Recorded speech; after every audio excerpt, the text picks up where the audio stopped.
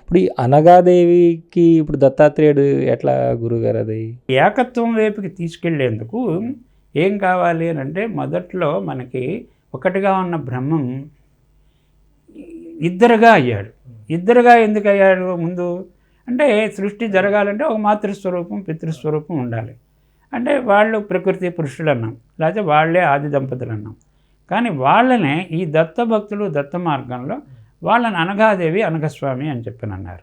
సరే, అందులో కూడా ఏంటంటే ఈ ఇప్పుడు త్రిమూర్తుల అందరికీ వాళ్ళకి ఆ సృష్టి స్థితి లయాలకి సంబంధించినటువంటి ప్రేరణని శక్తిని సామర్థ్యాన్ని అనుగ్రహించేటటువంటి వాడు ఆయన మనం ఇప్పుడు మీరు చెప్పినటువంటి అనఘస్వామి.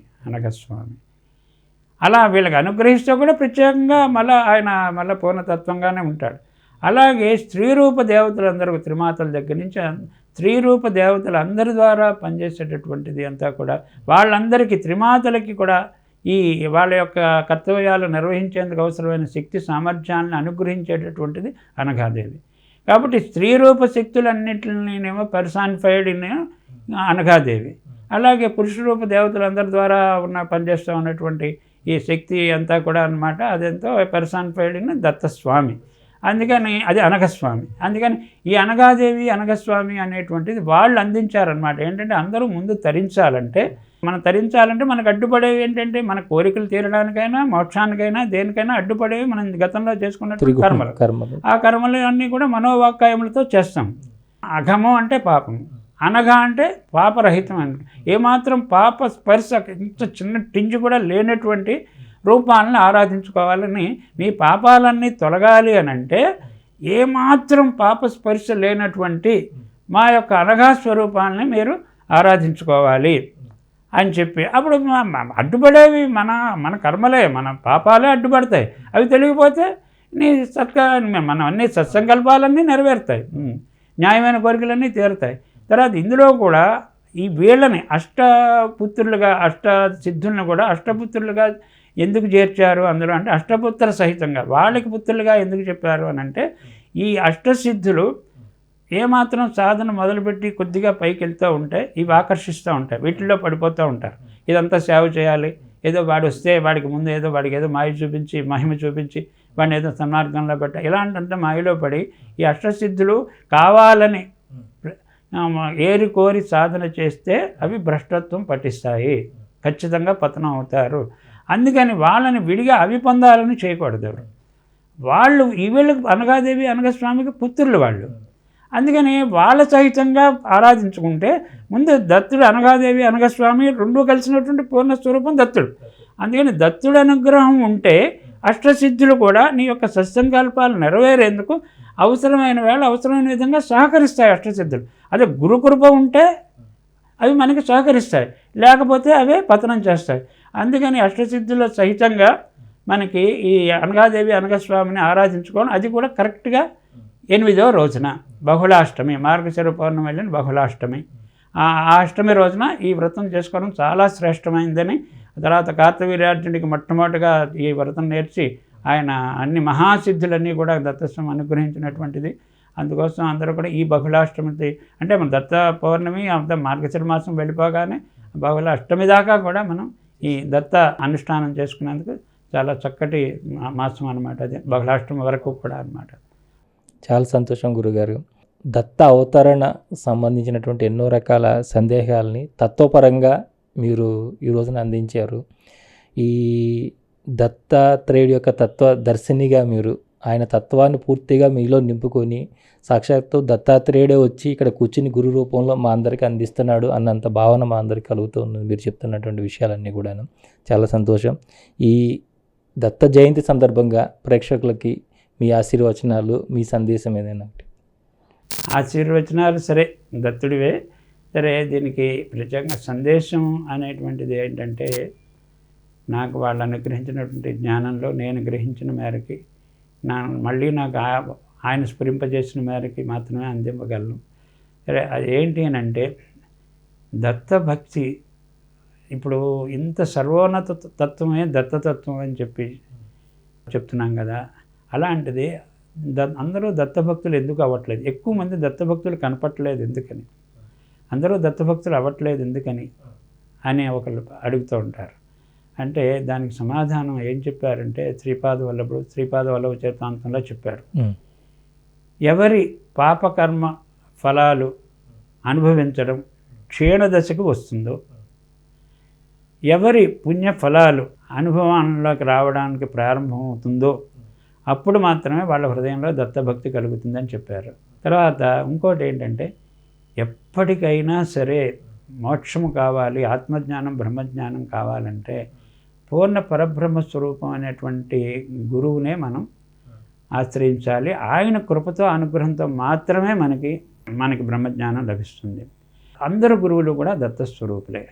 కాబట్టి ఇక్కడ ఇందులో నేను ప్రత్యేకంగా చెప్పదలుచుకున్నది ఏంటి అని అంటే, మనం మామూలుగా ఏదో ఒక ఇష్టమైన దేవతతో సరే మన భక్తి మొదలు పెడతాం. మనం అలాగే నెమ్మదిగా ఏదో ఒక ఇష్టమైన గురువుని ఏదో మనం ఆయన దగ్గరికి వెళ్తూ ఆయనతో కాంటాక్ట్లో ఉండాలని ప్రయత్నం చేస్తూ ఉంటాం. కానీ ఇక్కడ మనం తెలుసుకోవాల్సింది ఏంటంటే, ఒక్కో జన్మలో ఇప్పుడు వాడికి విష్ణువు అంటే ఇష్టం, ఇంకా వాడి భక్తి అంతా విష్ణువు చుట్టూతోనే అల్లుకుంటాడు. నాకు ఏమి ఇచ్చినా ఆయనే ఇవ్వాలండి, కోరిక తీరనివ్వండి, లేకపోతే మోక్షం అనండి, జ్ఞానం అండి అది అని చెప్పని అనుకుంటే కొన్ని జన్మలు విష్ణు భక్తుడిగా జన్మించడం జరుగుతుంది తప్ప జ్ఞానం లభించదు. అదే వాడు మళ్ళా ఈసారి శివభక్తుడిగా జన్మించాడు. అలా శివభక్తుడు కొన్ని జన్మలు శివుడే, నాకు ఏది ఇచ్చినా శివుడే ఇవ్వాలండి అని చెప్పి మళ్ళా జన్మలో శివుడిని అంగీకరించలేదు కదా, అలా శివభక్తుడిగా కొన్ని జన్మలు ఎత్తాల్సి వస్తుంది. సరే ఇవేవీ కాదండి, అసలు వీటిలన్నిటికంటే ఆదిపరాశక్తి అసలు మూలం, అసలు ఆవిడ నుంచే త్రిమూర్తులు వచ్చినటువంటిది, అసలు ఆవిడ మించి ఎవరు లేరు, నాకు ఏదైనా ఇస్తే అసలు ఆవిడే ఇవ్వాలి, అసలు మిగిలిన వాళ్ళు ఎవరో ఇవ్వరు, అసలు మిగిలిన వాళ్ళు ఆవిడే చూసుకుని ఆవిడ ఇచ్చినప్పుడే వస్తుంది అంతే, నాకు అక్కర్లేదు ఇవేది అని అలా అనుకుంటే కొన్ని జన్మలు అమ్మవారి భక్తుడిగా గడిచిపోతాయి. అలాగే అనేక దేవతలు, అనేక గురువులు ఇలా కొన్ని వందల జన్మలు పడుతుంది బ్రహ్మజ్ఞానం రావాలి అని అంటే. బ్రహ్మజ్ఞానం అంటే విశ్వమంతా బ్రహ్మమయంగా దర్శించాలి, అంగీకరించాలి, దాన్ని చింతన చేయాలి, బ్రహ్మనిష్ట సాధన చేయాలి, ఆ తర్వాత ఆ పరబ్రహ్మానుభూతి పొందాలి. సరే ఇలా ఇప్పుడు ఇక్కడికి రావాలంటే ఈ మార్గంలో కొన్ని వందల జన్మలు పట్టేస్తాయి. అప్పుడు గురువే ఇస్తాడు గురువు. అందుకోసం ఏంటంటే ఈ రోజే మనం గురువు అనుగ్రహంతో మాత్రమే జ్ఞానం వస్తుంది, జ్ఞానం వల్లే శాశ్వతమైన తృప్తి, శాంతి, ఆనందాల రూపమైనటువంటి ముక్తి లభిస్తుంది అనేటువంటిది తెలుసుకుంటే ఈరోజే దైవభక్తితో పాటు గురుభక్తిని కూడా అలవాటు చేసుకుని ఇలా ఈ దత్త సద్గురువులు, ఎవరి సద్గురువుల చరిత్రలు చదవడం, వాళ్ళ గురించి తెలుసుకోవడం, తర్వాత వాళ్ళ బోధన అనుసరించి జీవించాలనుకోవడం, ఇలా సమదృష్టి, ఇలా మనకి సమభావము, సమవర్తనము ఇలాంటివి కూడా ఇలా తర్వాత బ్రహ్మభావ సాధన ఇవన్నీ చేసుకోవాలి అని చెప్పి తెలుసుకుంటే మనం గురు మార్గంలోకి ఈరోజే వచ్చేస్తే చాలా జన్మలు తగ్గిపోతాయి. ముక్తి పొందేందుకు బ్రహ్మజ్ఞానము చాలా జన్మలు తగ్గిపోతాయి. లేదు అలా ఉంటామన్నా కలుగుతుంది, కానీ వందల జన్మలు పడుతుంది. ఇప్పుడు గ్రహిస్తే ఈరోజే మనం ఆ మార్గంలో ప్రవేశిస్తాం. కొద్ది జన్మల్లోనే మనం ఆయన అనుగ్రహానికి పాత్రలై బ్రహ్మజ్ఞానాన్ని పొందుతాం. ఇప్పుడు విశ్వమంతా కూడా గురుభక్తిని ఇప్పుడు మళ్ళా ఇది మధ్యకాలంలో కొంత మరుగున పడడం వల్ల దేవతాభక్తే మనకి చాలా విశేష ప్రాచుర్యంలో ఉండడం వల్ల ఇప్పుడు మళ్ళా గురుభక్తిని కూడా అవసరం అని చెప్పి, దైవం యందు ఎంత ఉత్కృష్టమైన భక్తి ఉందో నీకు అంత ఉత్కృష్టమైన భక్తి గురువు యందు కూడా ఉంటేనే నీకు పరబ్రహ్మ ప్రాప్తి కలుగుతుంది అని ఇప్పుడు చెప్తున్నారు. అందుకోసం మనకి అనేక మంది గురువులు మన మధ్యకి దత్తస్వామి పంపిస్తున్నాడు. వాళ్ళ సంస్కారాలను అనుసరించి ప్రారంభానికి మనకు ఇష్టం అవ్వాలి కదా, ఆ ఇష్టం వాళ్ళ సంస్కారాలను పట్టి ఉంటుంది. కాబట్టి అందరి సంస్కారాలకి సరిపోయేందుకు అంతమంది గురు రూపాలు మన మధ్య ఇవాళ మన తిరుగుతూనే ఉన్నాయి. వాళ్ళ శరీరాలు వదిలిపెట్టేసినా వాళ్ళ ద్వారా దత్తతత్వం, గురుతత్వం పనిచేస్తూ ఉంటుంది. గురువు అంటే ఒక తత్వమే కానీ ఒక వ్యక్తి కాదు, ఆ తత్వం ఎప్పుడూ పనిచేస్తూనే ఉంటుంది. కాబట్టి ఈ గురు మార్గంలోకి మనం ఇప్పుడే వస్తే మనకి చాలా జన్మలు తగ్గిపోయి మనకి దత్తానుగ్రహంతో మనం మోక్షాన్ని పొందేందుకు అవకాశం ఏర్పడుతుంది.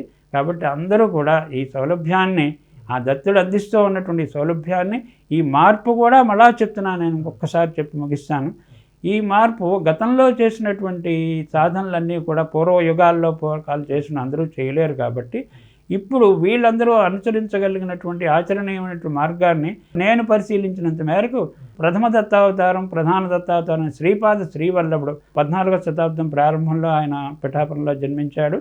ఇప్పుడు ఆయన దివ్య ప్రణాళిక నడుస్తోంది.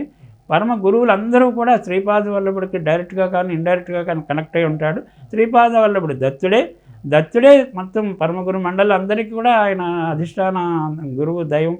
ఆయన ఆది గురువు, అనంత గురువు, విశ్వగురువు, ఏకైక గురువు, త్రైలోక్య గురువు ఆయన. సరే, అందుకోసం మనకి ఇప్పుడు ఈయన చేసిన మార్పు ఏంటంటే అనన్య చింతన, గురువుని యొక్క అనన్య చింతనకి ఆయన అనేక మంది గురువుల యొక్క, మహాత్ముల యొక్క చరిత్రలు, వాళ్ళని చరిత్రలే గురువై నడిపించే విధంగా ఆ చరిత్రల్ని రూపొందించి అందించడం జరిగింది. అలాగే గురు చరిత్ర, బాబా చరిత్ర, ఇలా మహాత్ములు ఎవరైనా, రమణ మహర్షి, రామకృష్ణ ఎవరైనా ఉండి, శంకరాచార్యులు ఎవరైనా ఉండి, వాళ్ళ చరిత్రలు, వాళ్ళ సచ్చరిత్రలు మనకి గురువై నడిపిస్తాయి, మనకి గురు సాన్నిధ్యాన్ని ప్రసాదిస్తాయి. గురువు భౌతికంగానే ఉండాలి, వాళ్ళనే సేవించుకోవాలంటే ఈ కాలంలో సాధ్యం కాదు. అందుకోసం ఏంటంటే ఈ మార్పు చేశారు. అందుకని దీన్ని అందరం వినియోగించుకుని ఆ దత్తగురు మార్గంలో మనం సాధన చేసుకుని దత్తానుగ్రహంతో అందరూ కూడా సంపూర్ణ వికాసాన్ని, ఆత్మ వికాసాన్ని, ఆత్మజ్ఞానాన్ని, ఆత్మానందాన్ని అందరం పొందాలి. ఇది మనకి అనుగ్రహించమని దత్తస్వామిని మనం ప్రార్థించుకుందాం. స్వస్తి.